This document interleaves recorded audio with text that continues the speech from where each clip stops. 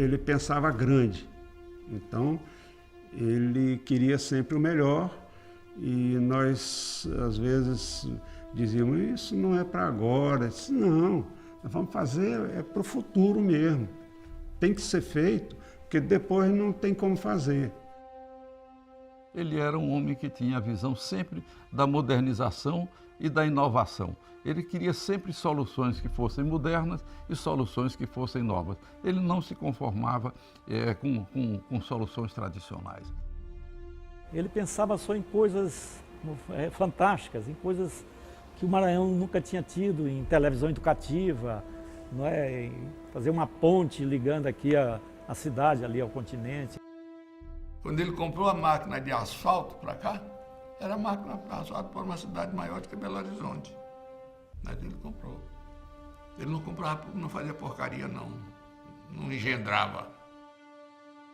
Ele acreditava que São Luís precisava ser realmente repensada. E isso era uma grande preocupação dele. Ele entendia que cuidar das pessoas, cuidar da gente pobre do Maranhão, dando a eles essas oportunidades de trabalhar em grandes obras públicas, era também uma coisa de meio ambiente. Ele conseguiu recursos em Sudene, conseguiu recursos na Sudã, né, vendendo esses projetos todos que ele tinha. Ele deu o tranco no carro. Ele empurrou o carro ladeira abaixo. Ficou depois difícil impedir esse continuar. É uma pena que muito pouca gente conheça, né? E isso não ficou consolidado e nunca foi feito, grande parte das coisas que ele pensou. Se tivesse sido feito, São Luís teria sido uma outra coisa.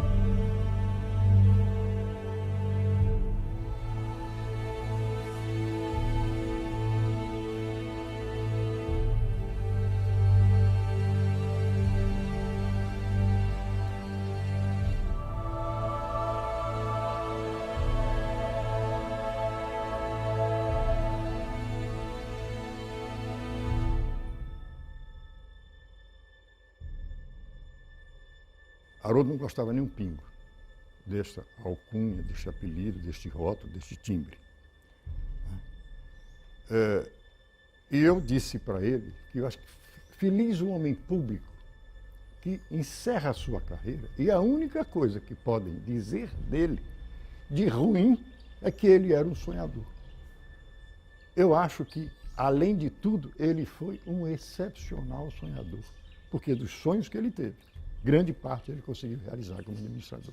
Isso foi colocado, né, a oposição da época, né, combatia sim, porque ele pensava em coisas extraordinárias, né, e nem sempre aquilo ele podia realizar. Haroldo pagou também muito um preço alto a isso, por essas ideias que ele tinha. Muita gente também não, até mesmo às vezes até do próprio governo, não levava a sério o que ele dizia. Ele era um homem que tinha os pés no chão, porque toda vez que a gente chamava ele que estava sonhando, Haroldo, põe o pé no chão, ele punha o pé no chão.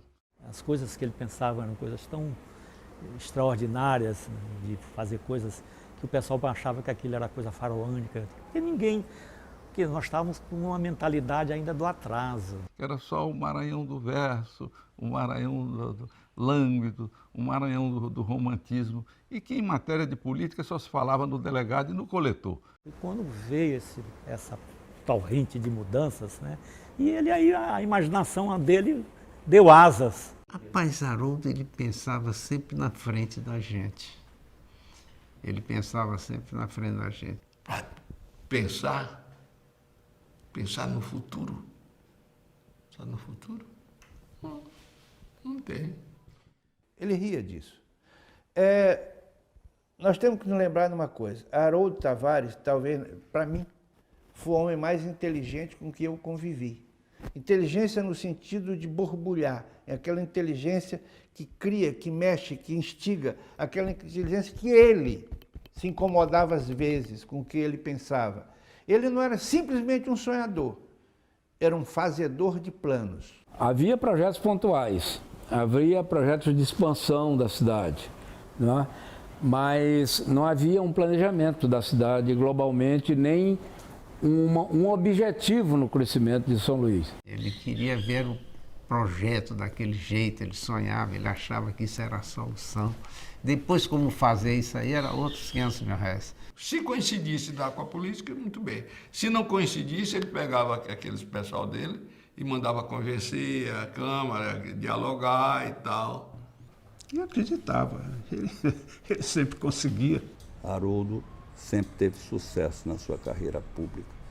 Com isso, despertou a inveja de uma quantidade de pessoas que não querem sonhar e também, portanto, não querem fazer o que ele fez. Eu acho o seguinte, que a única consequência que tem desses sonhos é a certeza de que a gente teve um grande administrador e não foi usado como deveria. A consequência desses sonhos é lamentar que administrações seguintes não viram esse sonho como possibilidade, viram como utopia. Resultado, nós temos uma cidade parada no tempo.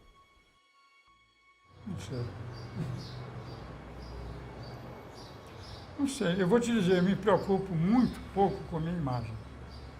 E eu não quero de jeito nenhum que a minha imagem seja assim como se eu fosse uma coisa extraordinária, que eu não sou.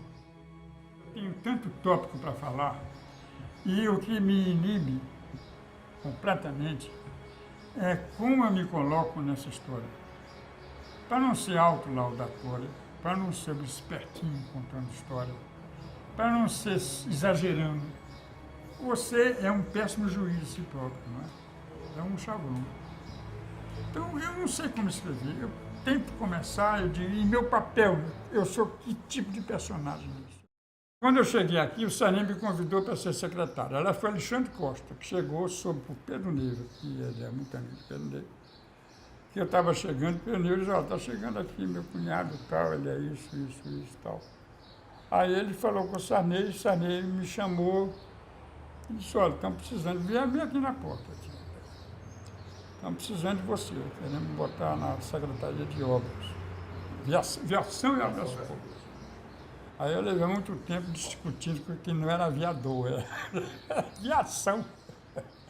E quando eu conversei com Haroldo, eu vi que era um homem que estava pronto para ser secretário de Obras do Estado.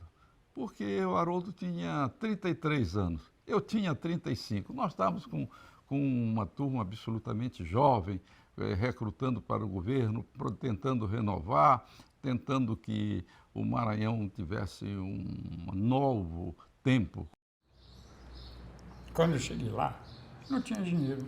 Eu disse, Sarney, eu vou fazer obra com mestre de obra. As obras que nós vamos fazer, mestre de obra faz obrinha pequena, faz coisa pequena. Mas engenharia não se faz com mestre de obra, ele tem que ter um outro tipo de treinamento. Ele contava aos dedos os engenheiros que nós tínhamos no Maranhão. Eu me lembro que eram 9 os citados. E podia olhar a equipe da Secretaria de Viação e Obras Públicas. Eram raros os maranhenses. Nós vamos fazer aqui uma escola de engenharia, porque não tem dinheiro. Isso que você não faz pelo Estado? Vai custar. Faça. Vamos fazer. Sarney pensou numa escola de administração. Mais tarde, numa escola de agronomia, porque a nossa vocação era uma vocação agropastoril.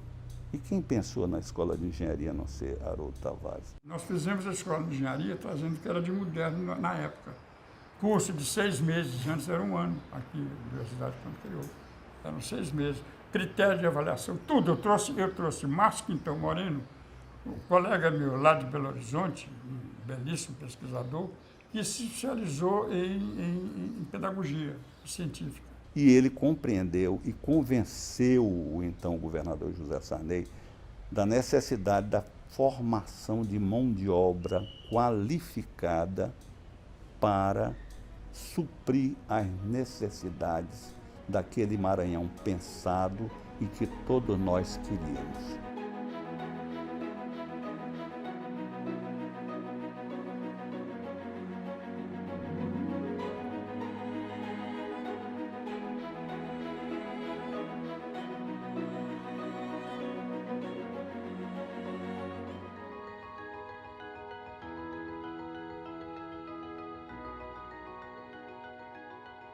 Então trouxemos o 1130 para cá, que era um computador relativamente barato, fácil de suportar as variações de temperatura, de voltagem.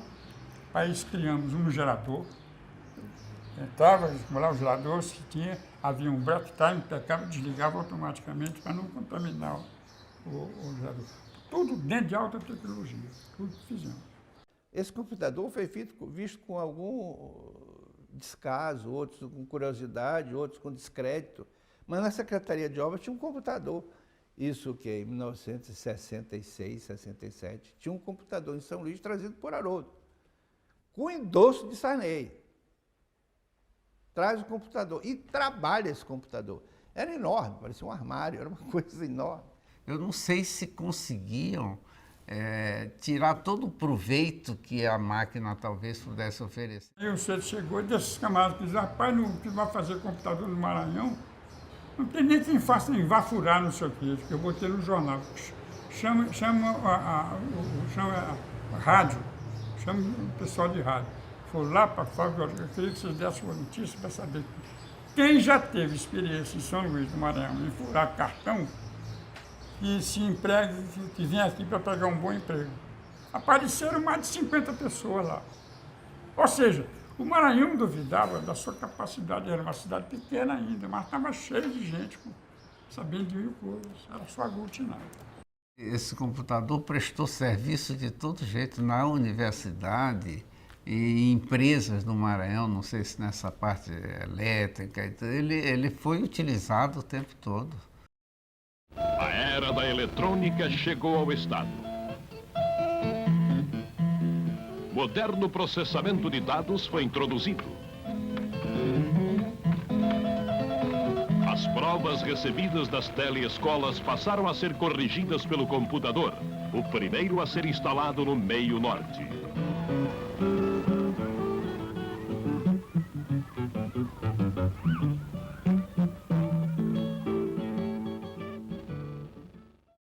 Então, ele pensava isso. Quer dizer, em 1960 e qualquer coisa, Haroldo colocou um computador na secretaria dele. O Haroldo era imprevisível, né? no pensamento dele e tudo. Ele achava que esse aqui era o caminho, que era a modernidade, que isso aqui ia resolver, que era uma fonte para iniciar, era o pontapé inicial para uma nova vertente de engenharia, de tecnologias novas e tudo mais. E ele gostava disso. Ele não gostava de ficar atrás, ele gostava de estar na frente dessa área. E foi por isso que ele deve ter trazido esse computador. Ele gostava do desafio. O desafio era o que movia. Acho que o que movia ele era o desafio. Porque São Luís não tinha. Então, o que é preciso fazer para ter? Então, isso movimentava ele. Ele não era um administrador da agora. Agora, para ele, era só um primeiro passo para o futuro. Ele não fazia hoje. Ele programava hoje para amanhã.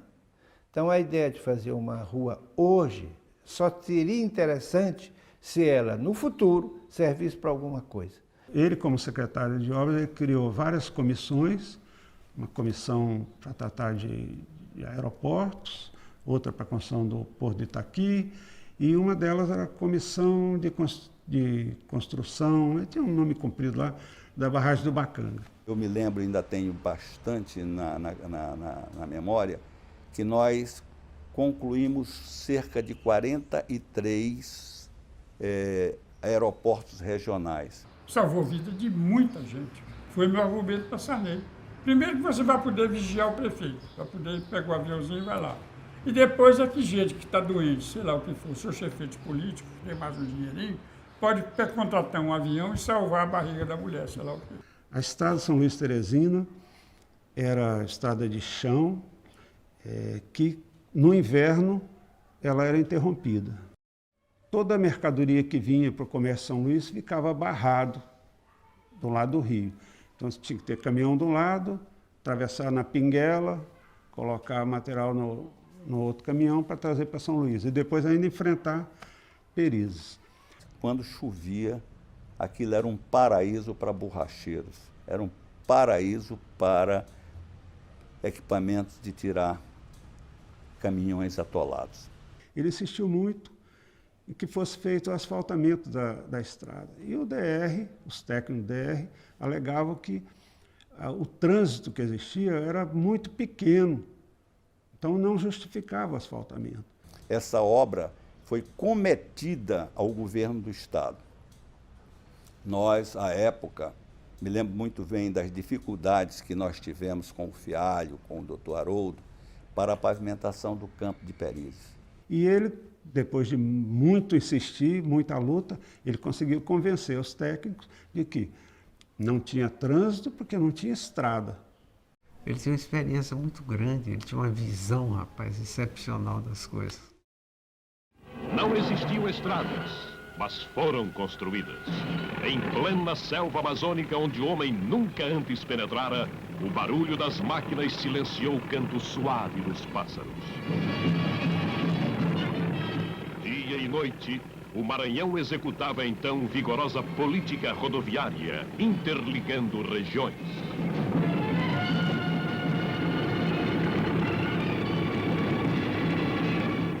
O Estado não tinha sequer 1 quilômetro de estrada asfaltada. Hoje, as rodovias ligam os municípios de norte a sul, promovendo sua integração econômica e acelerando o desenvolvimento.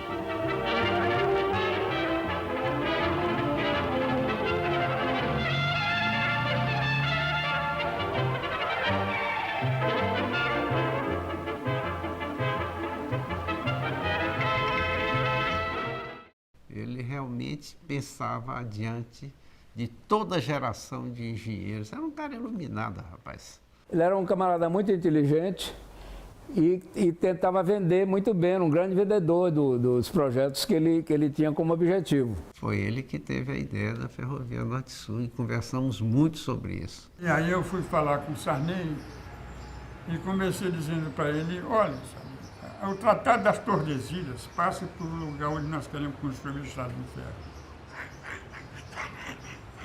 A gente sabe provocar, entendeu? Por coincidência, é mais ou menos o mundo do sul, Tordesilhas. Quando nós íamos separar Portugal, Espanha, não sei o que. Vamos segurar isso logo, Sarney. Realmente, ele me lembrou, porque já havia um projeto antigo, que era do século passado, que o Benedito Leite pensou em fazer a estrada São Luís-Carolina. Então ele me lembrou isso e disse, nós podemos estender a Carolina até o sul. E realmente aí eu comecei a estudar e na realidade a ideia básica foi Haroldo quem provocou essa discussão da Norte-Sul. Eu mandei estudar e depois eu lancei a Norte-Sul. Ele discutia muito com a gente, comigo, provavelmente com o Zé Rinaldo, com todo o pessoal, os amigos todos, mas quando ele achava que ia dar certo, ele não voltava atrás não, ele fazia. Haroldo chegou e disse, Sarney, São Luís tem um entrave. São Luís é um I. Começou ali, onde é hoje este palácio, e prolongou por ali João Lisboa, Rua Grande, Caminho Grande, Monte Castelo, João Paulo, é um I, até chegar no Anil. Um I cercado de matas, por um lado e por outro. Tem um projeto antigo, de uma ponte que já até recebeu dinheiro, mas não foi feita, tal, que cruzava o rio Anil. Isso é de São Francisco, que era mato puro, para aqui, para esse lado daí, para aqui, para Beira-Mar. Vamos fazer do outro lado a barragem e você cria uma cruz, tendo o centro histórico como o ponto zero dessa cruz. E você muda o eixo da cidade. Sarney embarcou na hora, porque a ideia era brilhante. E partiu para fazer a ponte, e partiu para fazer a barragem. Mudaram o eixo, eu digo mudaram, porque foi Sarney e Haroldo, o Haroldo e Sarney. Mudaram o eixo da ilha, e está aí Anjo da Guarda, está aí São Francisco, super valorizado, penínsulas e não sei o quê. Mas foi nesse instante que São Luís realmente mudou. Foi nesse papo, nessa manhã, que eu tive o privilégio de ouvir. Ele fez parte de todas as execuções da obra, tudo que tem no Maranhão hoje, quer dizer, ninguém pode dizer, tudo tem um pouco do nosso trabalho. Ele, vamos dizer, tinha um apetite muito grande assim por ir buscar recursos fora, trazer novas tecnologias. Naquela época, por exemplo, a ponte do São Francisco foi dinheiro da Sudam. Ninguém podia supor, mas o superintendente da Sudam, inclusive no dia da inauguração, né, era um senhor baixinho, gordinho, e aquela multidão, né, foi assim mais, eu não me lembro mais direito, mas era umas 2, 3 horas da tarde, e rompeu a fita do lado da beira-mar e todo mundo saiu a pé. E ele ali na frente, e todo mundo, quando eu vejo ele gritar, bateram minha carteira. Foi um negócio desse jeito. E ele foi quem realmente deu dinheiro para fazer aquela obra que já tinha sido tentada, né, algumas vezes. Era uma história da promessa da ponte que não acontecia. No caso da barragem do Bacanga, convenceu na época, o superintendente da Sudam, que era um engenheiro militar. Eu digo, olha, eu vinha falar aqui não foi com o superintendente, nem com o coronel, nem nada, vim falar aqui com o meu colega engenheiro. Aí ele ficou no entusiasmo. Eu voltei com um cheque de 1 milhão. O Sarney está aqui. O Sudam vai ajudar a fazer a barragem. Haroldo conseguiu recursos desse Brasil todo. Haroldo começou linhas de financiamento do BNH. O BNH não financiava o que ele conseguiu fazer aqui nessa coisa, os loteamentos. Certo? Isso foi coisa que ele conseguiu na época, no BNH. Em São Luís, 60 mil pessoas vivem em condições subhumanas nas palafitas. Eles vêm do interior do Maranhão e de outros estados. O perímetro urbano é rodeado pelos mangues, onde se ergueram as palafitas em terrenos alagados, que o Serviço do Patrimônio da União transferiu para o município. A prefeitura não tinha recursos para fazer, né? Alguns programas foram feitos de deslocar o pessoal para construir a casa de Coab e tal, isso no governo anterior. E tirava o pessoal da palafita e levava para uma região longe. Nas palafitas habita uma população da mais baixa renda, vivendo em precaríssimas condições, em mocambos que têm até 3 metros de frente por 5 de fundo. O palafitado aluga o barraco ou gasta suas magras economias para comprar ou construir a morada em local que não é seu. Nós desenvolvemos um projeto na época em que nós tirávamos os palafitados, aterrávamos as ruas e cada um recebia um lote na mesma área que estava. Ele ia sendo transferido, era feita uma quadra, ele era transferido de uma quadra para a quadra que tinha acabado de ser feita. Fazíamos a quadra seguinte e fomos deslocando. Então, todo mundo ficou na mesma área. Foi de um dia desse para cá, eu não guardo bem, não tenho boa memória para guardar, mas em 43 até um dia desse aqui era mangue, era mangal, as taracuras cantavam pertinho de casa. Nós tínhamos siribeira no quintal, siribeira, aquele mangue de flor branca, bem aqui perto, e isso que se vê hoje coberto de telha e semi-aterrado é de um dia desse para cá. Quando nós fizemos a barragem do Bacanga, existiam umas dagas que estavam trabalhando aqui para um departamento, outro departamento. Essas águas começaram a aterrar o mangue no que se chama hoje Areinha. Daí o nome, Areinha, porque era areia dragada jogada ali. Ficou tudo branquinho. Eu olhei para aquilo, eu já estava eu acho que eu estava na secretaria, comecei a olhar aquilo. E quando eu fui para a prefeitura, eu vi aquela área toda, que me permitiu que nós fizéssemos, Adolfo pode dar os detalhes, 5.000 lotes. Eu digo, eu vou doar 5.000 lotes, tirando gente de um lugar, dando um lote com papel passado. Só que tem um acordo, quer dizer, eu vou dar a rua, o buraco, vocês corrompem os fiscais do caminho da prefeitura, quem passar lá, dá um cafezinho, bota a mulher para trepar, faz o que quiser com o cara e manda ele aterrar para os terrenos. Assim foi aterrado. Haroldo tinha a ideia de manter o pessoal no mesmo lugar. Na época, o BNH não só financiava a construção de casas.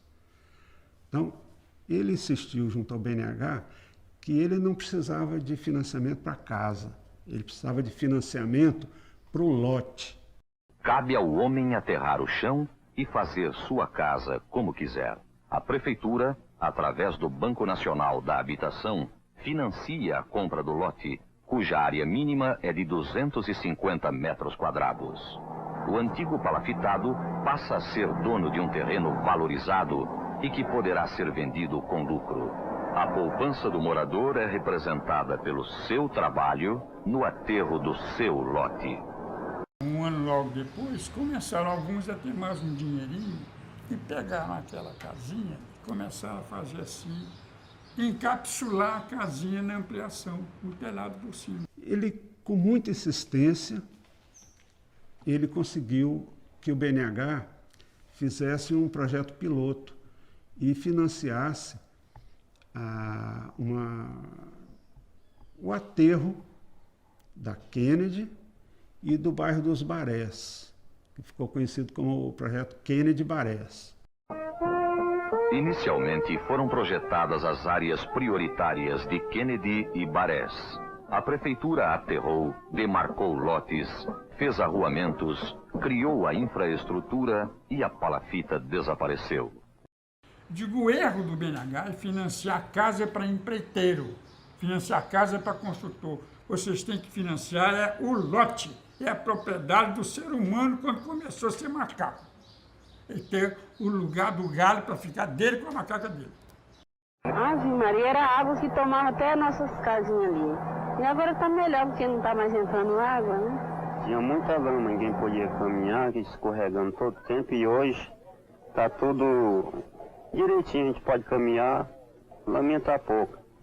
Está melhorando a situação, graças a Deus. Estou vendo o aterro vir e estou puxando terra e cada vez mais quero puxar, porque quero altear o aterro de dentro de casa, né? Saía de manhã, só entrava de noite quando metia logo umas pitu para poder entrar com água no peito quando chovia. Eu alteando o aterro de dentro de casa, para mim está bem, né? Porque qualquer chuva que tiver não entra mais para dentro de casa do jeito que eu estava oprimida. O primeiro morador daqui foi eu, não tinha condição de nada, tá vendo? Hoje, porque era, hoje já tá na cidade, tá vendo? Eu tô gostando porque a rua tá entulhada, bem verdade. Eu vim pra cá e ainda tava somente a lama. Esse foi o primeiro programa feito no Brasil de urbanização de lotes com recursos do BNH. A região do Bacanga, para vocês terem uma ideia, ainda ele como secretário de Viação e Obras Públicas, após o incêndio do Goiabal, ele nos propôs, a barragem ainda quase em conclusão, a levar as 17 famílias que tinham sido atingidas pelo fogo para o outro lado. Daí nasceu o bairro do Anjo da Guarda, com 17 casas construídas inicialmente com o concurso da Polícia Militar, no que nós chamávamos generosamente na Secretaria de Viação e Obras Públicas do BECOSA, Batalhão de Engenharia e Construção, SA. BECOSA, para os mais velhos, lembra um péssimo uísque que existia na época, né? A área da Ponta da Areia ela não tinha ligação com o centro da cidade. Então, era uma área que se chegava de barco ou dando uma volta muito grande pelo olho d'água e uma estrada de terra muito precária e tal. Foi uma invasão de quem tinha dinheiro. Ali era um bairro de rico. Só tinha doutor, coronel, advogado, juiz. E foi uma invasão de rico. E Haroldo perguntou como a gente ia resolver o caso, porque tinha muito desembargador, muito advogado poderoso, enfim, engenheiros, autoridades. Tivemos que fazer lotes muito pequenos, muito modestos, lotes de 15 metros, você tem 15 metros de frente por 20 de fundo. Né? 25 que está a maior parte da conta dele, para caber aquele povo, mas eu não tive uma questão judicial.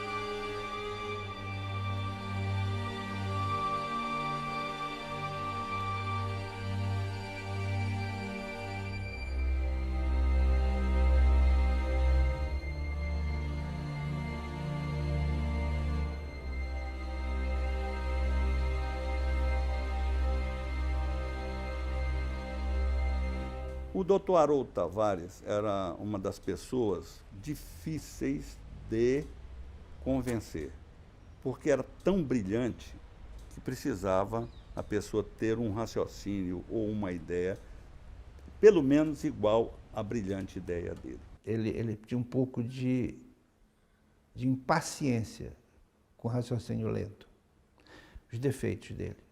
É uma coisa tão óbvia para quem digamos, quem tem convicção, com a sua convicção, que não cabe discussão. Você eu vou discutir com quem? Eu tenho uma visão. Ele não vê isso que eu estou vendo. Então não adianta discutir. Por que é? Por que é? Porque assim eu passo a ser doutrinário. Eu nunca quis ser doutrinário. Eu não tenho doutrina nenhuma.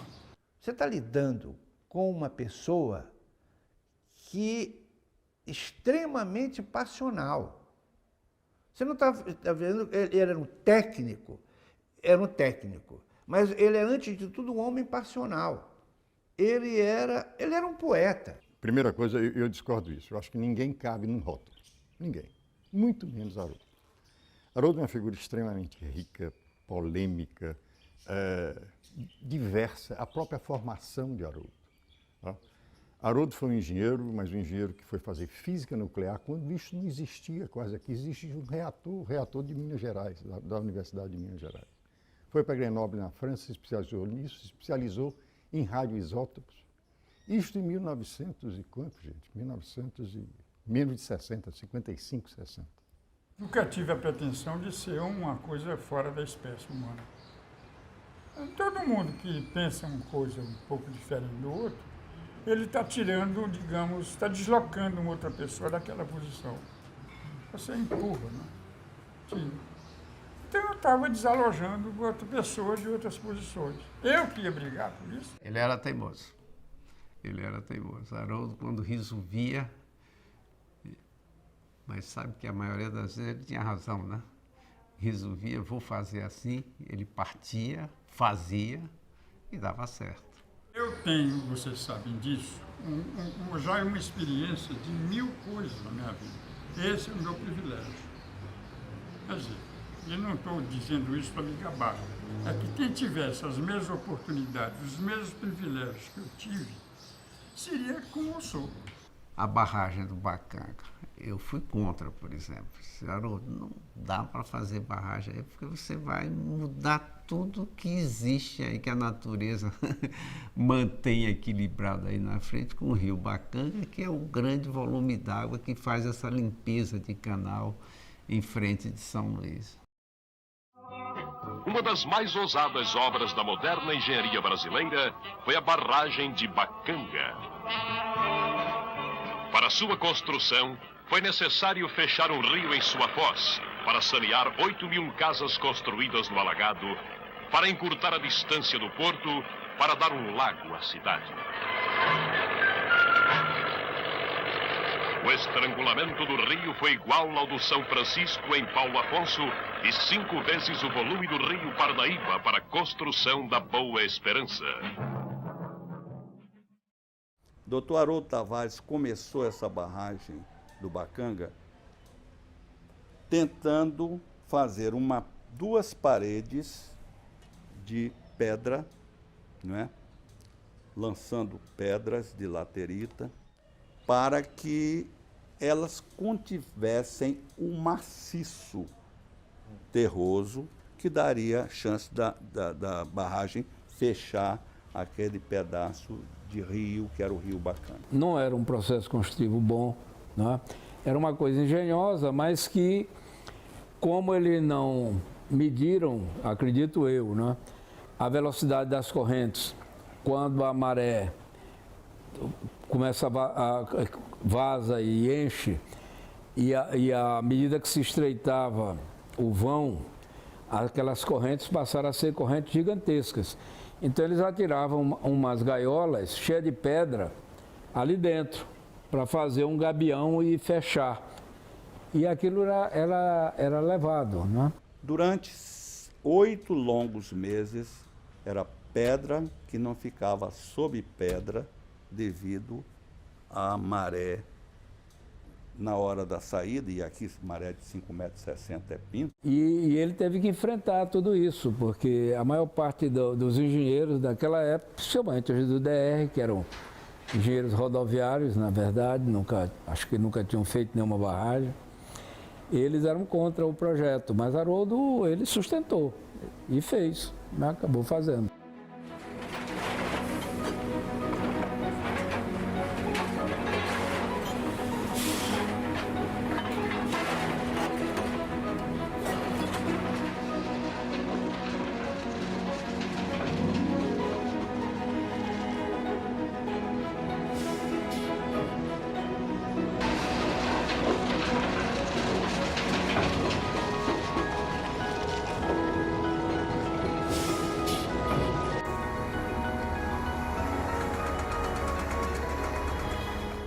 Foi uma guerra para conseguir fechar, mas ele conseguiu, ele brigou por isso também. E muita gente não queria barragem, achava que não era uma boa coisa. Eu, no princípio, achava que no Bacanga nós podíamos fazer uma ponte, mas quando ele disse as vantagens da barragem e o Emiliano Macieira o apoiou, que ali nós íamos fazer o sonho, era um grande centro que nós transformaríamos o Lago do Bacanga num grande centro de turismo, de lanchas, de atração, de yacht clube, e deslocaríamos a cidade um pouco para lá, a universidade do lado direito. Então era aquele sonho que se tinha, e aquilo realmente me seduziu. Não era a solução que ele queria.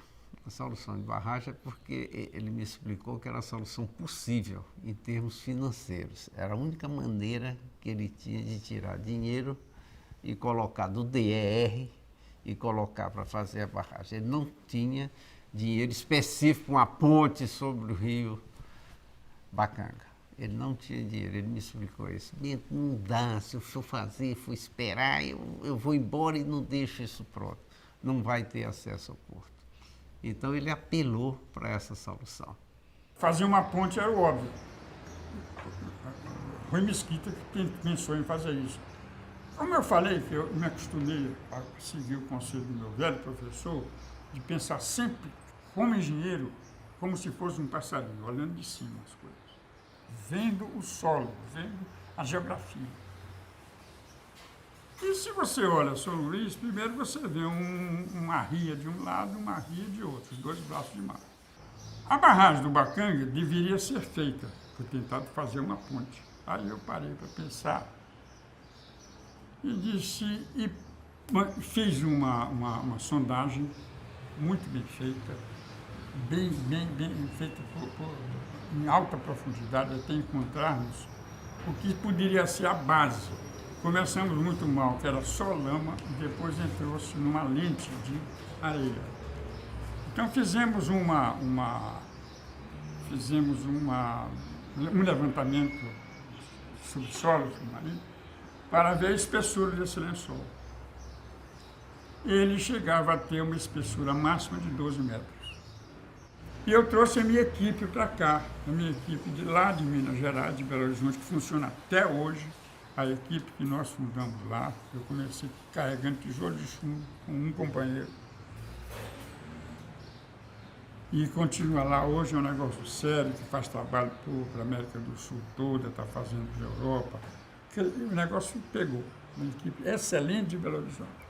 E nós fizemos um levantamento para saber qual era o carreamento com as marés que levava a areia desse lençol de areia, quando estava raso, até que distância, para saber a energia com que você podia trabalhar.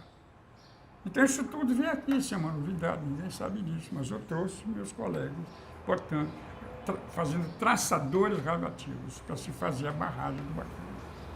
Aí quando nós chegamos à conclusão que aquilo era mais do que viável, como um aterro, você tinha uma vantagem fazendo uma barragem, que na hora que você tivesse um momento de tráfego, de trânsito, necessário e cada vez maior, porque aquilo vai para o porto, para a cidade, que é o que está acontecendo, você teria necessidade de, se tivesse uma ponte, era uma confusão, botar mais um negócio de uma ponte, crescer aqui e tal. Enquanto que um aterro era só botar de lado e aumentar aqui.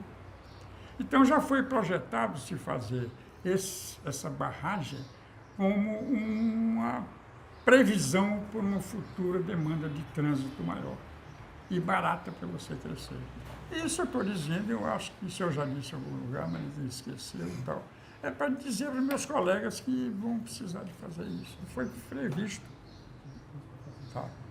Eu tive esse privilégio que eu falei sobre o Sarney, porque eu tive uma pessoa que acreditava no que eu dizia, porque eu começava a acreditar em mim mesmo. Eu até hoje não sei se acertamos ou não acertamos, porque nós não sabíamos que depois da gente viriam aqueles que não sonhavam e deixaram a nossa lagoa, que nós sonhávamos que fosse uma grande coisa, que fosse do Maranhão, eles abandonaram, deixaram que quebrasse até as comportas. Ele estava numa rede assim, a barragem não fechava. Quando eu fui lá, cheguei lá, a barragem fechou, ele deu um pulo. Esse é o fracasso dele, quer dizer, ele jogou, ele acreditou.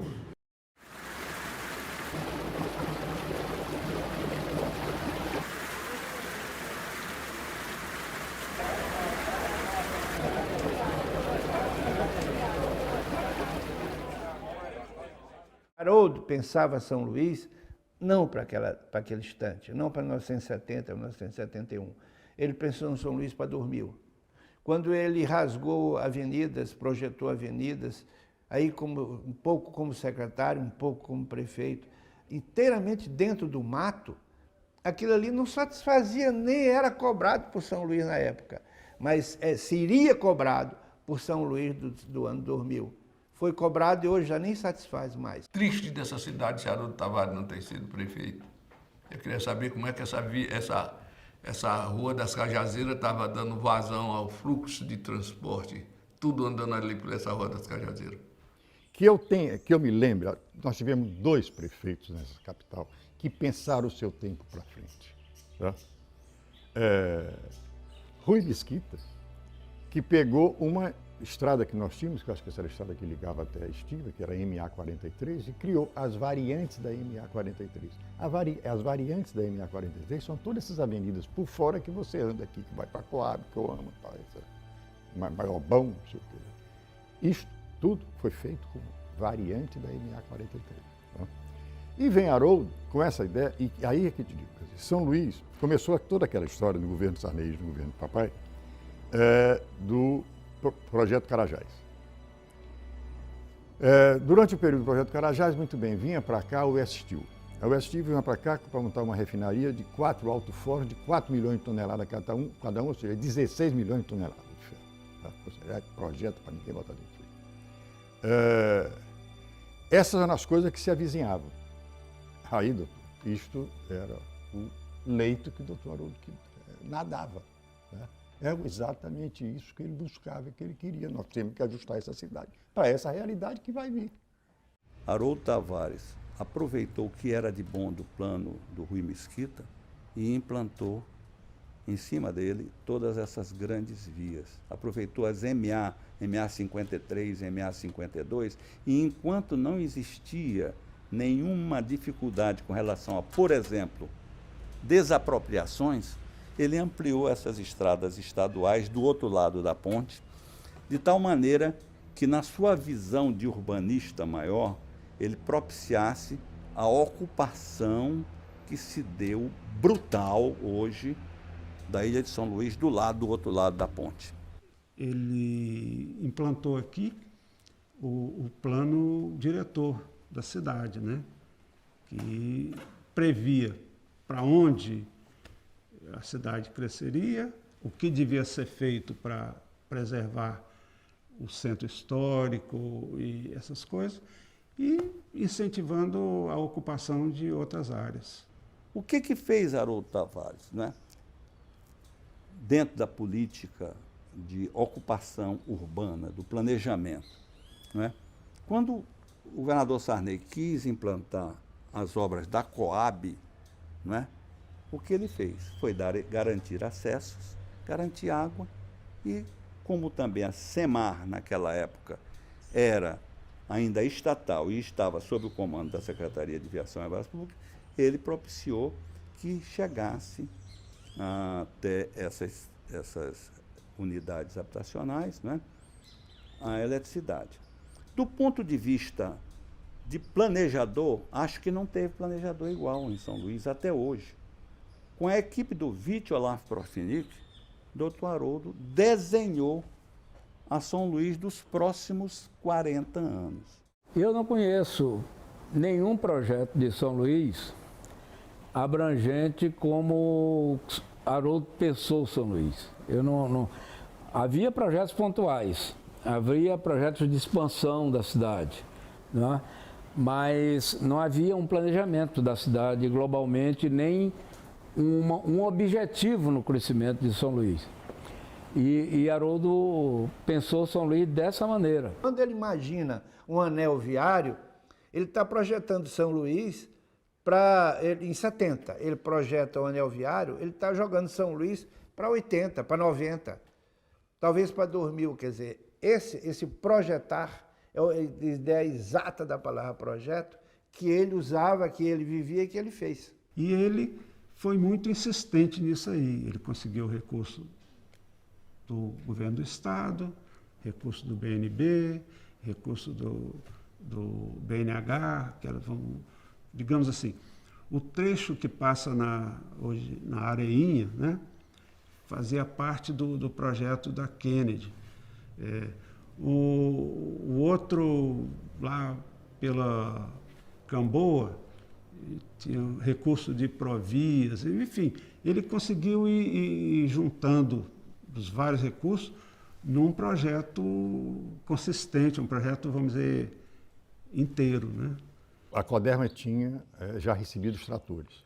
Era uma bela de um equipamento. Tá? E eu, como secretário da Fazenda, estava faltando integralizar o capital da Coderma. Aí eu tive o Estado. Chamei o Raimundo lá. Luiz, eu integralizo o teu capital inteiro, sem nenhum tipo de problema, com uma condição. Vai lá conversar com o Haroldo, começa o anel viário com as máquinas amanhã aqui. E assim se começou o anel viário. Foi feito para não ter um cruzamento. Se Haroldo Tavares concluísse o anel viário, não tinha um cruzamento. Quem vinha daqui pegava para ir para a universidade numa pista, o outro pegava para pegar a Médici na outra pista, sem cruzamento. A outra pegava para pegar a Médici para sair na Kennedy, e o outro pegava para sair, para vir pela Camboa. Não tinha cruzamento. E tinha o desejo, como eu também tinha, de nós revitalizarmos a Praia Grande. Eu quis até colocar a universidade na Praia Grande, para que ela tivesse vida, e uma vida que não fosse só uma vida boêmia, mas que tivesse também uma vida cultural profunda. O anel viário foi uma ideia minha para preservar o patrimônio histórico. Eu queria envolver aquele negócio na violência do automóvel. Hoje você não é cidadão, hoje você é motorista. Está bem resumido, tá? A motivação, digamos, óbvia, foi preservar o centro histórico. Já tinha gente que chegava lá, me propondo, diretor do patrimônio, diretor do departamento de trânsito aqui, muito meu amigo, colega de turma e tal, disse, Haroldo, rapaz, nós estamos precisando abrir, alargar a Rua da Paz, a Rua Grande, para passar os ônibus. Eu digo, rapaz, vamos aproveitar e tiramos logo esse palavrinhos aqui na prefeitura e fazemos um parque de estacionamento. Está me gozando, né? Eu digo, tu não vejo me gozar com essa proposta? O anel viário ia passar e, para evitar poupar a casa do Dr. Antônio Pires Ferreira, tinha que desviar um pouco para a direita e cortar uma mangueira. Aí chamou o Adolfo. Chegou e disse, muda o projeto aqui para passar, para livrar essa mangueira. Aí, mas aqui vai pegar a casa do Dr. Antônio Pires Ferreira, que é uma mansão de 2 pavimentos. Aí eu disse, negocia com o Antônio Pires Ferreira. Mas, doutor, negocia com... O certo é que você insistiu. Ele disse, me diz uma coisa, quanto tu faz uma, e qual é o tempo e quanto tu gasta para fazer uma casa igual a do Antônio Pires Ferreira em outro terreno que a prefeitura der? Aí, não, isso tem que fazer um cálculo. Não, estima. Estima, disse, tá, deu a estimativa. Disse, agora tu me diz uma coisa, quanto tempo tu gasta para fazer uma mangueira dessa botando manga?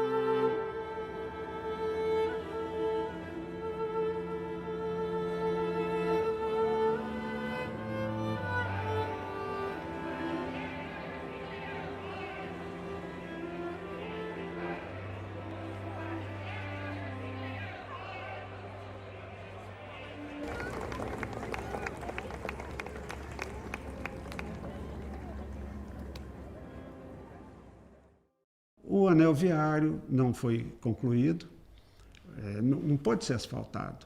A Ponta da Areia não foi concluída, não pôde ser asfaltado, porque chovia. Ele insistia para a gente, tem que ter um jeito. Então, Haroldo, não dá. A gente botava, vamos dizer, asfalto, num dia chovia, no outro dia estava borrachudo. Aí tinha que tirar e botar de novo. Eu acho que a coisa melhor que eu fiz foi um aterro aqui no Igarapé que levava a Jança. Eu substituí com aquilo uma ponte que estava sendo imaginada pelos rodoviários. O rodoviário tem uma tendência de só pensar em ponte. Eu sou um engenheiro civil e eu pensei em fazer um aterro. Aterro esse que me permitiria que eu, num curso de um fim de semana, jogar material, expulsar a lama. Quando você mete o pé na lama para pescar caranguejo, a pressão do seu corpo não faz pular ali na frente, a pressão chama-se cisalhar, cortar, tesourar a terra, um troço fundo. Então, cisalhou aquele negócio, pegou e com isso eu aproveitei para fazer um levantamento do leito do Igarapé e na maré alta me levava até o que eu fiz na Lagoa da Jança. Então, uma obra pequena, eu fiz isso. A minha pergunta é por que meus colegas não estão continuando a fazer isso? Fazer ao longo desse rio Anil, que não é rio, é ria, é uma invasão do mar. A água do rio Anil não dá para encher uma garrafa. Não. Um dos erros que nós cometemos foi ter barrado, por exemplo, a Lagoa da Jança. A Lagoa da Jança poderia ter um tratamento melhor. Pelo amor de Deus, aquele Igarapé da Jança, ele tinha 300 a 400 metros de largura. Ele ia embora até o Vinhais. Mas só erra quem faz. Só erra quem faz. Haroldo, na verdade, fez e errou menos do que a maior parte dos outros que o sucederam. Eu fico admirado porque não se fez ainda, olha, uma provocação. Ao longo do rio Anil, você tem outros pequenos lugares iguaizinhos que eu fiz lá.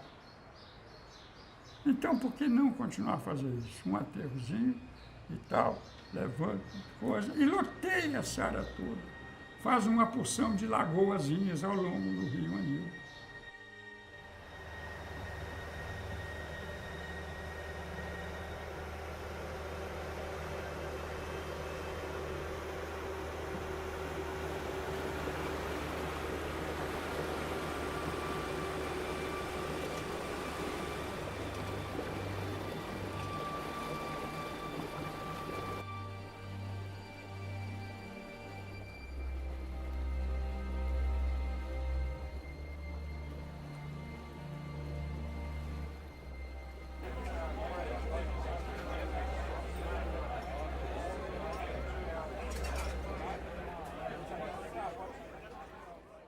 Haroldo era um sem fim de projetos, né? E eu tinha um fim de recursos. Ele era imensurável nos seus sonhos, né? Mas os recursos eram bem mensuráveis. E aí, sim, ele se queixava de que São Luís precisaria ser uma prioridade que não era. E, politicamente, também a gente contemporizava esse Haroldo. É evidente que papai gostaria de te ter como secretário dele. Na hora que ele abre mão de ti e te bota na prefeitura de São Luís, é evidentemente que é porque tu na prefeitura poderás ter autonomia muito maior e condições muito mais de fazer as coisas do que um simples secretário. Então isso aí conta para o teu lado, né? Então isso era como eu começava a ter que diminuir o insaciável, tá, pelos recursos para fazer as coisas dele. E isso, evidentemente, às vezes era muito tenso. Haroldo era terrível. Ele chegava para mim, ele era chefe de um setor, e dizia: Carlinhos, rapaz, eu estou com um problema na rua tal, rapaz, precisava asfaltar aquilo, está lá um esgoto, não sei o quê. Filho, tu não tem condição, tua patrulha aí para resolver isso? Rapaz, isso não está não tenho condições de fazer isso, que eu estou com isso. Não, mas vê se tu consegue. Que até convenceu o Carlinhos. Tá bom, eu vou fazer para ti aí, vou dar um jeito. Aí ele sai de Carlinhos lá para outro chefe da outra patrulha e diz: rapaz, eu estou com um problema lá do outro lado. Aí contava a mesma história, aí o cara ia fazer. E assim ele ia conseguindo fazer as coisas. Depois ele ia para o Zé Carlos ali, mas não falava que já tinha pedido, já pedia outra coisa. Aí ele saía de lá rindo, já consegui 3 coisas que ele não conseguia. E assim ele ia conseguindo fazer as coisas. Enchendo o saco dos outros. Ele, quando tinha uma ideia, ele procurava saber onde ele poderia conseguir recursos. Então, ia atrás. Mas ele sofreu muitas agruras desse tempo dele por falta de recursos para tocar tudo aquilo que ele ambicionava fazer por São Luís. Haroldo, evidentemente, sempre queria muito mais recursos do que foi dado a ele. E sabia que, em última análise, era o governador que definia. Eu me lembro que, na época, ele tinha uma preocupação que ele dizia, foi a primeira vez que eu vi esse termo usado assim, ele dizia: São Luís não cresce, São Luís incha. A gente tem que achar uma solução para ordenar esse inchaço, transformar esse inchaço em crescimento. Ele dizia assim: o que eu vou fazer para tornar São Luís uma cidade conhecida? À época, todos nós, e ele também foi coeso, de que nós devíamos chamar a imprensa nacional para mostrar principalmente a quem morava em São Luís a delícia que é essa cidade. O patrimônio histórico, a cidade ela mesma, a culinária, o gestual cultural, tudo mais. Foi daí que nós resolvemos trazer, eram os anos 70, trazer até meio arrostando perigos, toda a turma do Pasquim. Era gente como Milô Fernandes, Ziraldo, Zueni Ventura, Sérgio Cabral, o pai, não é? José Carlos Botezelli, o Pezão, Chico Buarque de Holanda, Elis Regina, Nara Leão, Cacá Diegues, Fortuna, toda aquela gente capaz de fazer eco com as ideias de Haroldo com relação à cidade.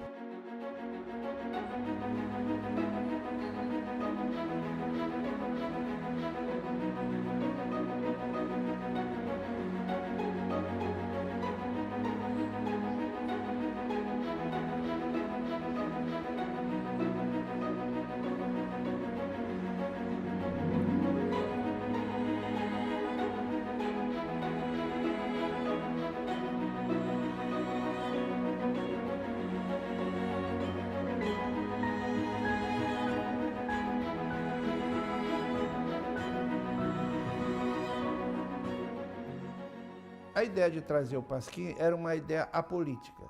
O Pasquim era um jornal que batia na ditadura, gozava a ditadura, e quando Haroldo trouxe, ele não tinha a menor intenção de posicionar contra a ditadura. Não era. Era de valorizar a inteligência e fazer com que pessoas inteligentes percebessem o valor de São Luís.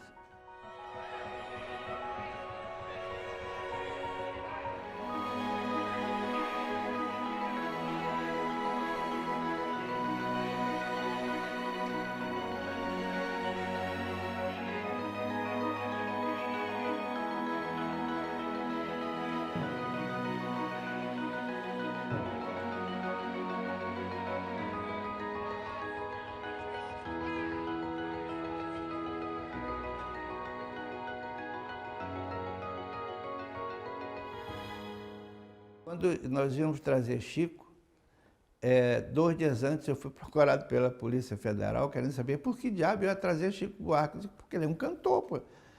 Nós vamos trazer Chico porque ele é um compositor de altíssima qualidade, um compositor... Não, mas ele é ligado ao... Nós não sabemos disso. Pois bem, essa turma, por conta de uma passagem de ida e volta e hospedagem no hotel de Moacir Neves, veio aqui e voltou cantando maravilhas sobre São Luís do Maranhão. Nós que somos da ilha, quando lemos aquilo, poxa, isso deve ser alguma coisa importantíssima. Porque se toda essa gente está falando tão bem de São Luís, isso aqui deve ser uma coisa diferenciada.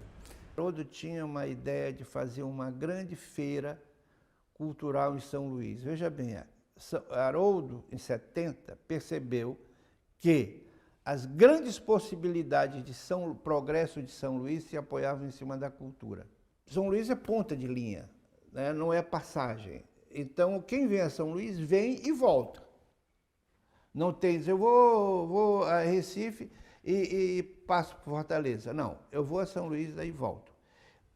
Essa observação ele fez. Somos ponta de linha. Nós temos que criar uma coisa diferente. Então não vamos criar, vamos aproveitar o que a gente tem de diferente, que é a cultura popular. Ele queria transformar São Luís num grande arraial permanente, num grande depósito de cultura verdadeira brasileira. Eu gostava. Eu ia para Alcântara, nesses barquinhos que eu ia, em Aritezinho e tal, subindo, descendo e tal. Eu ia para ver a festa do Divino. Eu gosto disso, eu acho lindo aquele negócio, aquelas mulheres dançando, mulher dando barrigada. Aquilo é uma beleza, pô. Aqueles tambores, os atabaques, os negócios, aquilo é fantástico como ritmo. Eu gosto demais de música. Muito bem, eu tenho um treinamento de música mais que sério, cada violino, cada tudo, que eu gosto. E aí, ele foi o primeiro homem a valorizar, não utilizar, mas valorizar a cultura popular. Foi o homem que trouxe, que teve a coragem de trazer o Bumba é Meu Boi da periferia para o centro da cidade.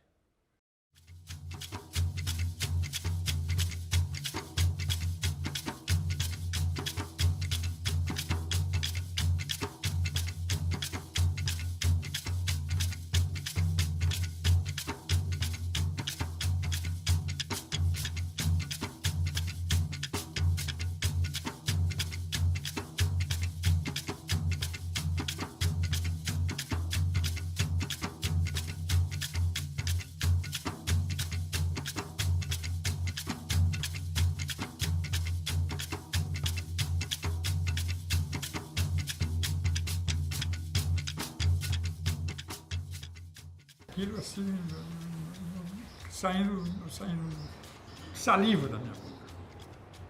Extraordinário. Se fez naquela época.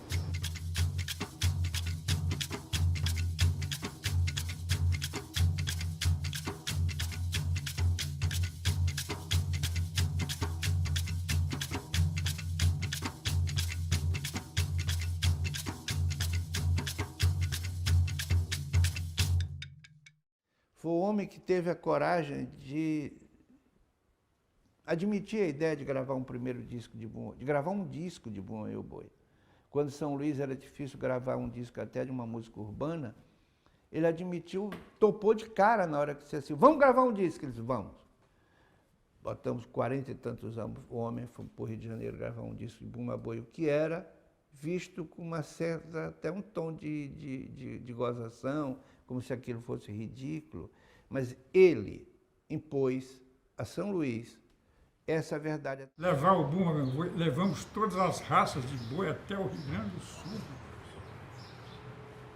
De ônibus, aquela macacada, só entrava nesses ônibus indo daqui para o amigo, ele foi até o Rio Grande do Sul. Tem até uma história interessante, que no dia que chegou no estúdio, eles nunca tinham saído além da ponte. Televisão era uma coisa, né? Sul era a Lua, não era nem a Europa, era uma coisa muito distante. Então, quando nós chegamos no estúdio, microfones, boom, não sei o quê, técnicos, aquela gritaria, eles desafinaram. O amo desafinou, eles não conseguiam tocar a matraca no ritmo, foi um fracasso. Aí Tabaco, que era o dono do Boi da Madre Deus, chegou para mim e disse, o boi está seco. Aí eu disse, então vamos comprar uma dúzia de garrafas de cachaça. O dono do estúdio, cachaça no meu estúdio não. Eu digo, então não tem disco. Foi criado um impasse. Gravamos, ele acabou cedendo, sobe a cachaça, grava-se o disco e vem-se embora. Haroldo achou magnífico aquilo. Achou de uma pureza e é.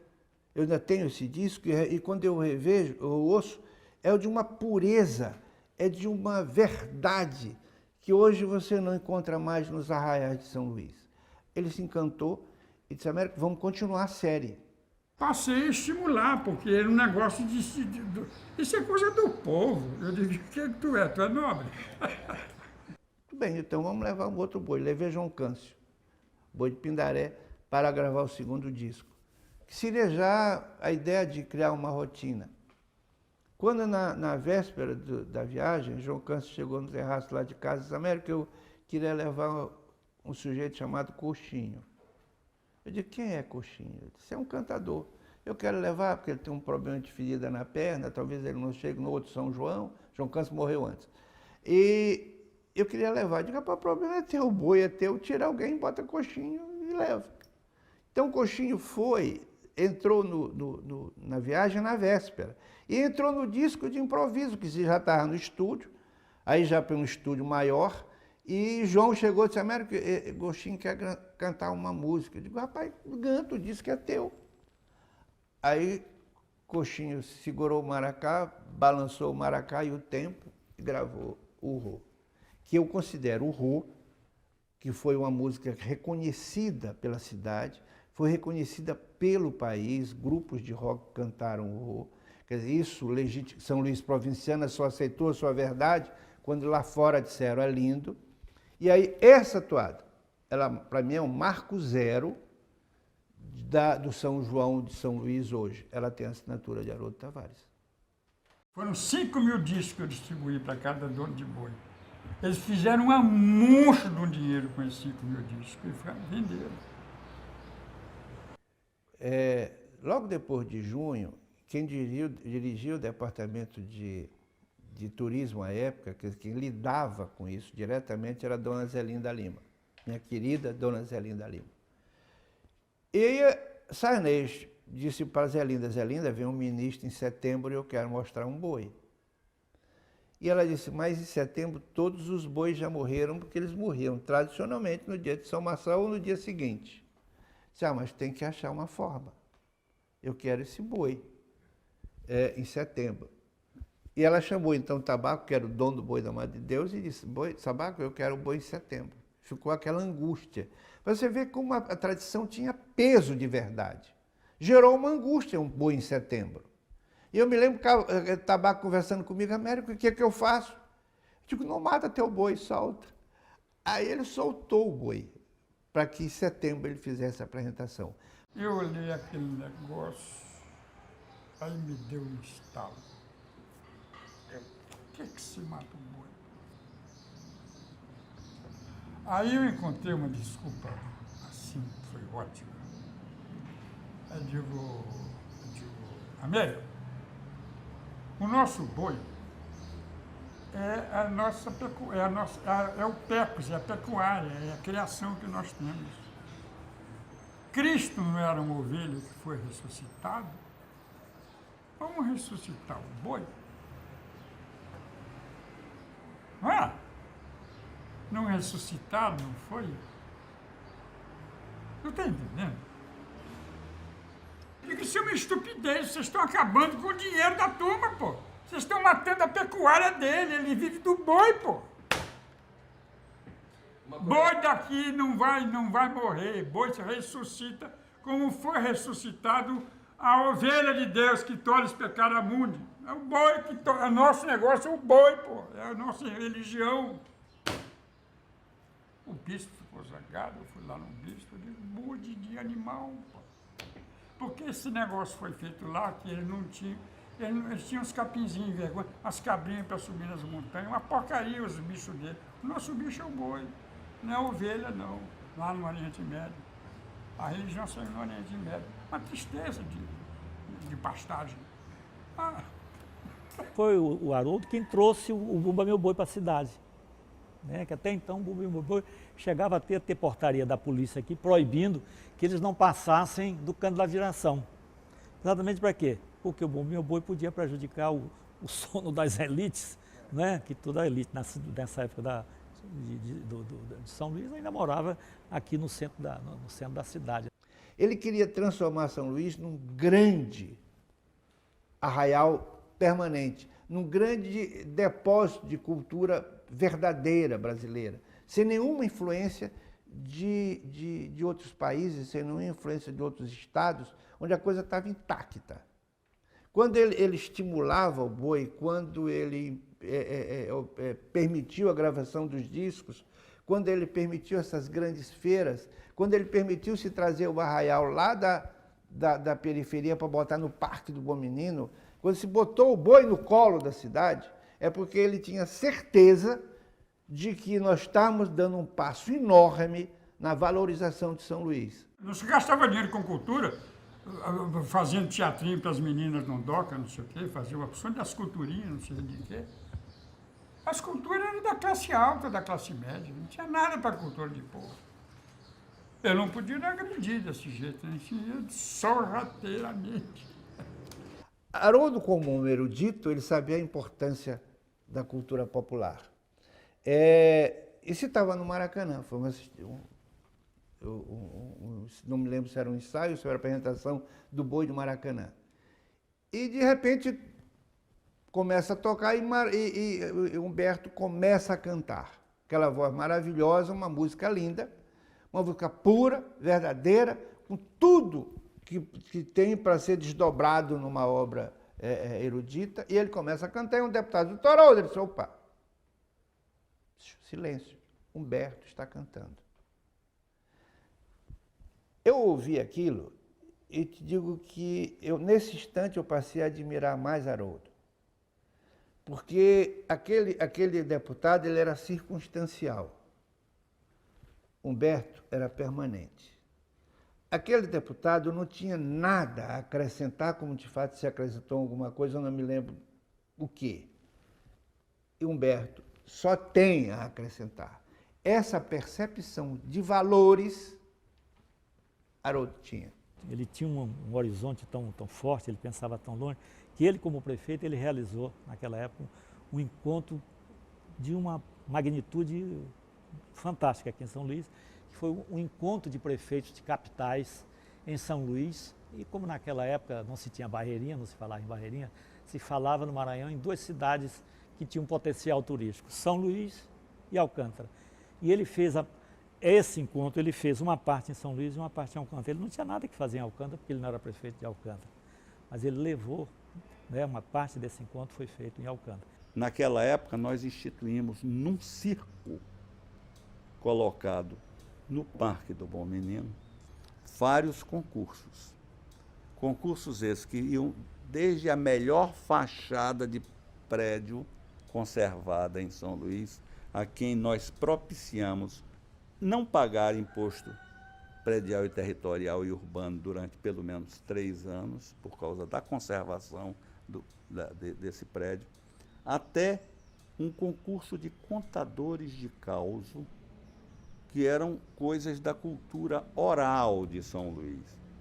Nessa área de cultural, ele fez publicações de livros, enfim, cuidou realmente de uma série de atividades culturais, né, que a cidade ainda não havia despertado, como festival de literatura, festival de música popular, né? Então, tudo isso realmente ele deu uma contribuição fantástica para que essa cidade saísse do marasmo que até então se encontrava.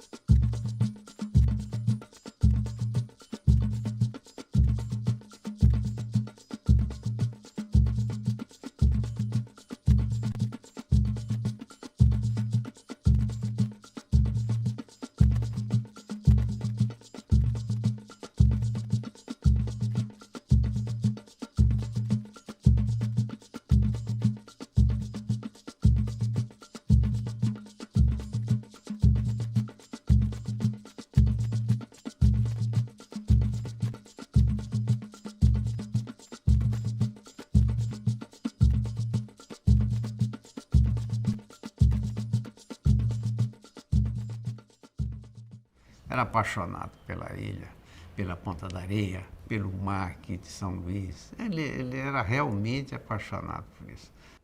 Ele punha na cidade a imagem do pai. Que o pai gostava de São Luís. O pai era São Luís. O pai era comprometido com as coisas de São Luís. E morreu quando ele tinha 4 anos. Mas que por tudo que chegou ao ouvido dele, ele criou uma imagem deste pai, né, que é exatamente o que ele buscou a vida inteira dele. Eu acho que ele resgatava, ele acariciava o pai quando acariciava São Luís. Eu não sei se a história registra o igual a Haroldo. Ele olhava São Luís através de rimas. Ele não olhava São Luís, ele olhava como um ninho, onde ele ia acomodar pessoas cuidadosamente. O acervo de coisas boas que ele fez pela nossa cidade, pelo nosso estado, é muito superior às coisas dos invejosos e às coisas que ele deixou por fazer. Por que Haroldo não foi governador do Maranhão? Por quê? Com todo o serviço que ele prestou a São Luís e ao estado do Maranhão. Ele nunca falou, mas, vamos dizer, ele tinha feito muita coisa para a cidade, tinha muitas ideias para o estado, então, provavelmente, ele gostaria de ter sido governador. Nós chegamos na Secretaria de Viação e Obras Públicas a lançar a candidatura do doutor Haroldo, que era o Holt 70. Holt queria dizer Haroldo Olímpio Lisboa Tavares. Eram as letras iniciais do nome dele. Seguramente ele não se reelegeria, porque talvez o eleitor não entendesse uma avenida rasgada no mato, talvez o eleitor não entendesse um aterro feito na beira do mangue. Coisas que o eleitor não entenderia na eleição próxima. O Haroldo ele nunca teve envolvimento político, né? Ele, embora o Sarney fosse um governo eminentemente político, fazia política 24 horas por dia, mas ele não se metia, né? Ele não participava dessas atividades políticas. Essa política de você buscar esses espaços eu não sei se Haroldo faria bem. Não batia com o estilo dele. Tem uma frase de Buffon que é ótima: o homem é seu estilo. O estilo de Haroldo é para pedir voto. Aquela história de trocar favor e tal, isso aí para ele era o fim da picada. Veja bem, ele era um agente da ditadura. Na verdade era isso. Ele foi nomeado pela ditadura para ser prefeito de São Luís.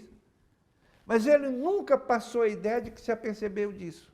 E Haroldo descende de uma família de indicados. O pai dele foi indicado prefeito, ele foi indicado prefeito, Pedro Neiva de Santana, que é da família, foi indicado, nenhum deles foi sufragado pelo voto popular.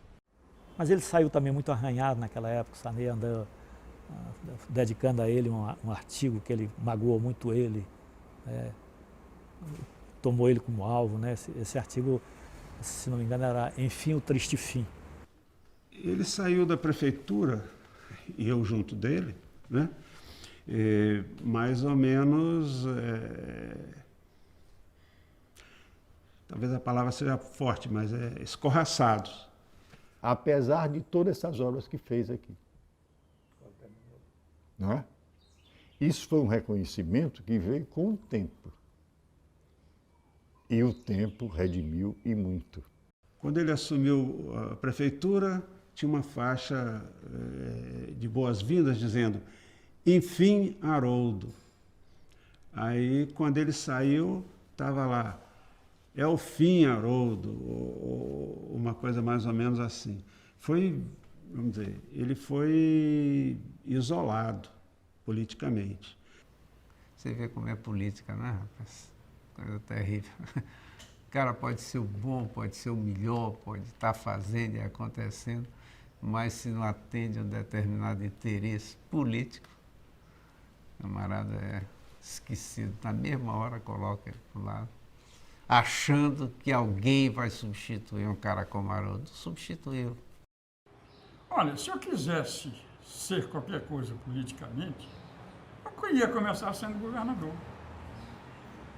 Mas, felizmente, me deram bom senso que eu ia ser um governador sem jornal, rádio, televisão, sem nada. Ia ser um joguete, como foi Pedro Neiva, com toda a infraestrutura do poder legítimo de Zé Sarney aqui no Estado, que se mantém até hoje. Com os talentos dele todo que tem e com o que começa a acontecer, digamos, de um certo tempo demais, enorme. Ele era um romântico, ele acreditava nas pessoas. Se ele fosse um político hábil, ele teria permanecido na política. Como político, ele não era exatamente um exemplo de competência. Podia ser um bom político, podia. Mas ser bom político hoje é ser jogado fora no instante, não dura um dia. Porque os outros pensam em outras coisas. Inveja, política, briga dos políticos maiores, né? E ele acabou no meio disso aí e só sobrou para ele. Eu, quando saí da prefeitura, estava sem nada. Nada. Não tinha roubado. Então ele ficou sem muitos recursos, não tinha. Era professor da universidade. Não tinha fundado nada para poder fazer e ter que começar alguma coisa. Ele saiu da prefeitura sem carro. Um carro antigo que ele tinha antes de ir para... Saiu com sonhos de fazer barcos, para fazer lanchas e tal, projetos. Mas saiu liso, correndo atrás de dinheiro para fazer esse projeto. Haroldo nunca foi um homem rico e, te digo honestamente, nunca seria. Tá? Primeiro porque isso não era o objetivo de vida dele. Haroldo queria realizar as coisas. A realização de Haroldo era ver essas coisas prontas, tá? Era ver esses sonhos dele se tornarem realidade. E como ele não era cara de pedir nada para ninguém, nem de se abaixar, ficou na dele, foi cuidar da vida dele. Eu não tinha inventei como ganhar dinheiro, tá certo? Honestamente. Aí eu comecei a fazer minhas coisas. Aí ele montou a fábrica de tratores, né? E começou a trabalhar como empresário. Eu nunca achei Haroldo um grande empresário. Tá? Me permito dizer isso aqui dentro da coisa. Por quê? O empresário tem que ter um objetivo. O objetivo é o lucro. Ele não brigava como um empresário tem que brigar, né? Vamos dizer, para derrubar um concorrente. Isso não era muito do feitio dele. Esse objetivo do empresário de fazer, mas sempre como referência, tendo uma referência ao lucro, Haroldo jamais ia colocar isso como objetivo de vida dele, porque é muito pequeno para ele. É exatamente isso, ele não gostava de excesso, de society, essas coisas, não era desse tipo, não era mesmo. Ele se dava bem, era com o barqueiro, ele se dava bem, era lá no iate com a gente, ele estava de bermuda, isso aí é que ele fazia, o estilo de vida dele era um estilo simples, Haroldo não era sofisticado, não. Ele tinha uma facilidade enorme de chegar num bairro e de as pessoas chamarem para entrar na sala dele. Um cara formado na Europa, um cara que era considerado rico, prefeito, não sei o quê, sempre bem vestido, com uma terminologia correta. Mas as pessoas não hesitavam um segundo num bairro de perigo de chamar, doutor, entra aqui e tal. Entrar, sentar, conversar. Haroldo trata as pessoas, vamos dizer, de menor posse, muitíssimo bem. Os empregados, entre aspas, secretários da minha mãe, vizinha dele, adoravam ele, porque ele tratava bem os filhos da secretária lá de casa. Então veja como ele se relaciona bem com as pessoas ditas mais humildes, né? Mas não para cima é complicado. O que havia é que as pessoas ficavam um pouco temerosas, tentavam se afastar, porque se você conversasse com Haroldo sobre a política do Oriente Médio, ele conversava. Se você conversasse sobre história em quadrinho, ele conversava. Se você conversasse sobre música popular brasileira do século XVIII, ele conversava. Se você conversasse sobre a música europeia do século XVII, então isso dava um certo medo. Para um sujeito mais curioso e esperto do que eu aproveitei como meu grande professor. Agora, as pessoas que acham que se empavonam, que sabem tudo, ficavam um pouco receosas, botavam o pé atrás. Haroldo era uma personalidade muito complexa e muito rica, era difícil de você. Haroldo é isso. Não, Haroldo não é isso. Não, Haroldo é isso e mais isso, e mais isso, e mais isso. Ele tinha vaidade dessa luz, desse poder de desdobrar um assunto, de passar do B para o C, do C para o J. Ele tinha orgulho do que fazia, orgulho, né? Então, ele gostava de ser reconhecido como o cara que fez. Isso sim, essa vaidade ele tinha. E o Maranhão é que perdeu. Todos os projetos que ele ia ter, que ia aparecer, que ia discutir, que ele ficou desgostoso, eu tenho certeza. Eu tenho certeza que ele quebrou um pouco ele. Essa falta de reconhecimento por tudo que ele fez, que não foi pouco. E ele ficou lá abandonado. Eu acho que ele foi esquecido porque ele saiu, né, com a briga com o Sarney, né? Ficou, né? Aí teve que amargar exatamente alguns anos de ostracismo. Não saber aproveitar uma cabeça como a cabeça do Dr. Haroldo, a culpa e a responsabilidade não é dele, é de quem não o aproveitou. O Sarney já me disse uma coisa, que um dos grandes arrependimentos dele é não ter colocado o Haroldo como sucessor dele. Gostaria, depois ele se arrependeu muito disso. Haroldo completou, fez parte de uma época, e quando ele morreu eu senti profundamente. Foi entre comoção, entre saudade, entre emoção e a lembrança daqueles velhos tempos em que nós juntos trabalhamos pelo Maranhão. Olha, se Haroldo tivesse sido governador do Maranhão, ele tinha revolucionado esse estado. Não tenha dúvida disso, não. Porque ele era capaz de fazer outro Maranhão. Ele, sim, tinha condições disso. Haroldo não se dispôs a fazer esse tipo de trabalho que eu fiz. Buscar o seu espaço. Em política é isso, não tem espaço vazio. Ou você ocupa, então alguém, o outro ocupa. Né? E ele não se dispôs, e isto sim, não seria fácil para ele.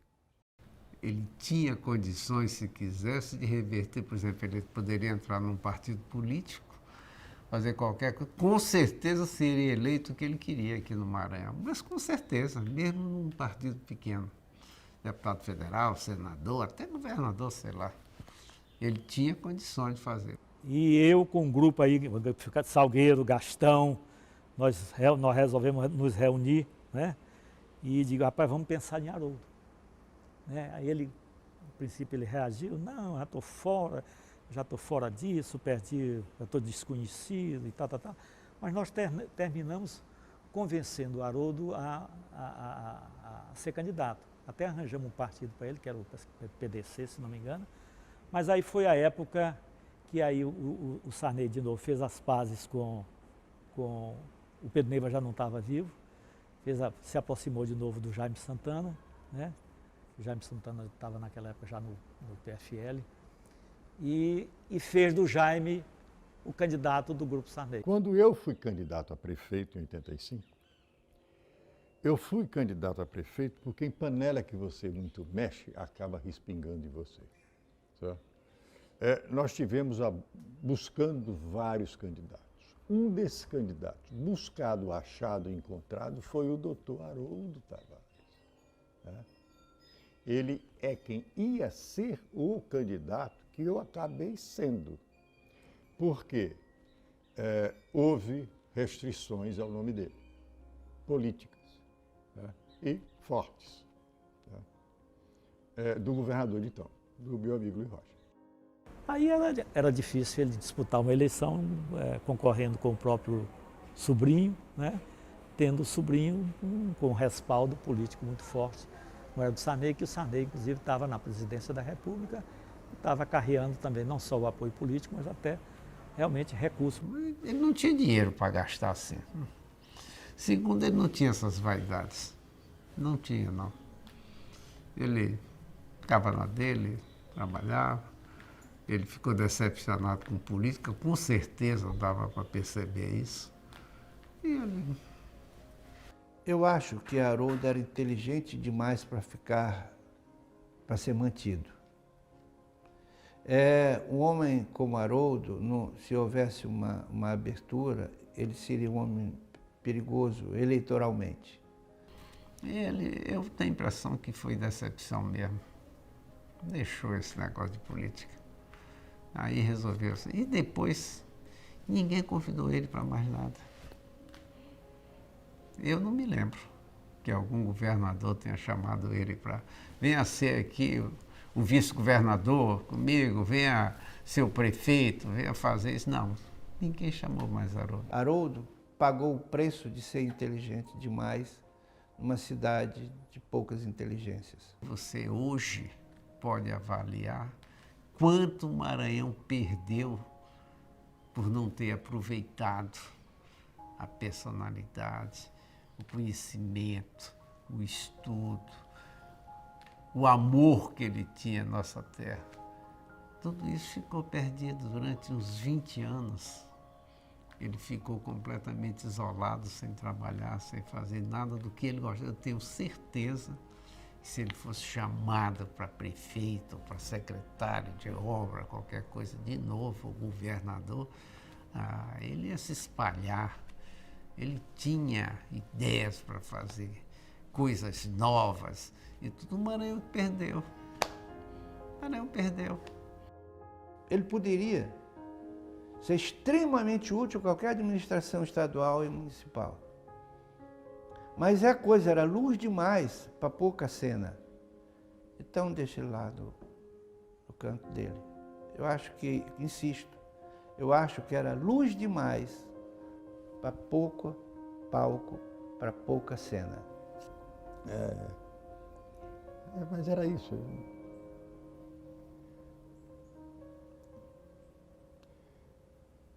Dá saudade.